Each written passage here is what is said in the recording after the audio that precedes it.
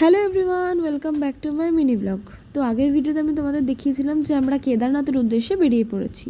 আর যেতে যেতে আমরা দেখে নিলাম ভাগীরথী আর অলকানন্দা নদীর যেটা সঙ্গম সেটা। আর তারপর ওখান থেকে বেরিয়ে দেখলাম ধারী দেবী মন্দির, যেটা নাকি উত্তরাখণ্ডের 4টে ধামকে রক্ষা করে এই মাটা। তো তারপর সেখান থেকে বেরিয়ে গেলাম আমরা কেদারনাথের উদ্দেশ্যে।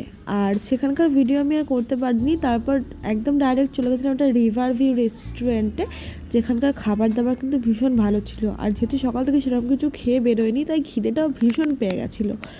মানে গিয়ে আমরা অর্ডার করে দিয়েছিলাম একটা ব্রেড টোস্ট, চা আর তার সাথে ধোসা। তো ব্রেড টোস্টটাও ভীষণ ভালো ছিল, বাটার টোস্ট ছিল, চাটার টেস্ট অসাম ছিল, আর তার সাথে ধোসাটাও খুব ভালো ছিল। এরপর আমি আবার ফোনে একটু নিজেকে দেখে নিয়েছিলাম, মানে আমার যে চেহারা কী হয়েছে সকাল থেকে, এখন প্রায় দুপুর 12টা বেজে গেছে। আর তারপর এই যে তোমাদের এই রাস্তাগুলোর কথা বললে হয়তো বিশ্বাস করবে না, মানে এসে মনে হচ্ছিল আমি কোথায় এলাম। মানে রাস্তার চারিদিকে এত খারাপ, আর বৃষ্টি কন্টিনিউ হয়েই যাচ্ছিল, মানে একটু পরে পরে বৃষ্টি হচ্ছিল।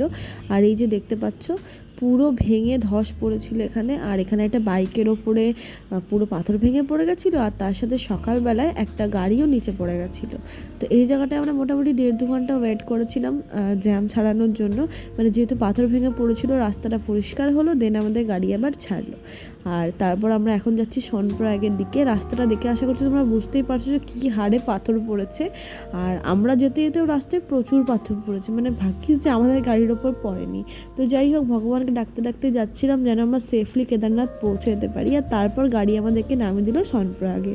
তো প্রথমে তো বুঝতে পারিনি যে আমাদের কতটা কি যেতে হবে, কিন্তু হাঁটতে শুরু করার পর দেখলাম গৌরীকুণ্ড আমরা আর পৌঁছতে পারছি না। মানে যেহেতু রাস্তায় ধস নেমেছে, সেহেতু যে স্যাটেল গাড়িটা চলে সেটাও নাকি 1 কিলোমিটার আগে থেকে চলছে। এখানে দেখতে পাচ্ছ আমি কিন্তু 3 কিলোমিটার হেঁটে চলে এসেছি। তারপর চেপেছিলাম স্যাটেল গাড়িতে, সেখান থেকে নেমে আরও 3 কিলোমিটার হেঁটে তারপর পৌঁছে গেছি এখন আমরা গৌরীকুণ্ডে। তো এখানে আমরা একটা হোটেল নিয়েছিলাম, যেটার নাম ছিল কি আমি ভুলেই গিয়েছি হোটেলটা। তারপর এখানে ডাল, রুটি আর আলুর তরকারি খেলাম। হ্যাঁ, এসে স্নানটা আমি আগে সেরে নিয়েছিলাম। তো রাতে যেহেতু সন্ধ্যের দিকে আমি একটু ঘুমিয়ে গেছিলাম, তো আমরা কিছু খাবার পাইনি, তো একটুখানি ম্যাগি খেয়ে নিয়েছিলাম, যেটা আমরা নিচ থেকে নিয়ে এসেছিলাম। টিভি দেখতে দেখতে ম্যাগিটা খেয়েই আমরা ঘুমিয়ে পড়েছিলাম। আমরা এখন বাজছে ভোর 5টা, রেডি হয়ে গেছিলাম আমরা হাঁটার উদ্দেশ্যে। মানে ভগবানের নাম নিয়ে তো হাঁটতে শুরু করেছিলাম আমরা, কিন্তু বুঝতে পারিনি যে জার্নি তোটা কঠিন হতে পারে। সত্যি কথা বলতে আমি এটুকুই ভিডিও এখানে করতে পেরেছিলাম, মানে আমার তো ফোন ভেতরে ভরা ছিল। তো যেহেতু ও ভিডিওটা করেছিল, তাই আমি তোমাদের সঙ্গে শেয়ার করতে পারলাম। আর তারপর 24 কিলোমিটার হেঁটে যখন দুপুর 3টে বাজছে, তখন আমরা ফাইনালি পৌঁছেছি কেদারনাথে।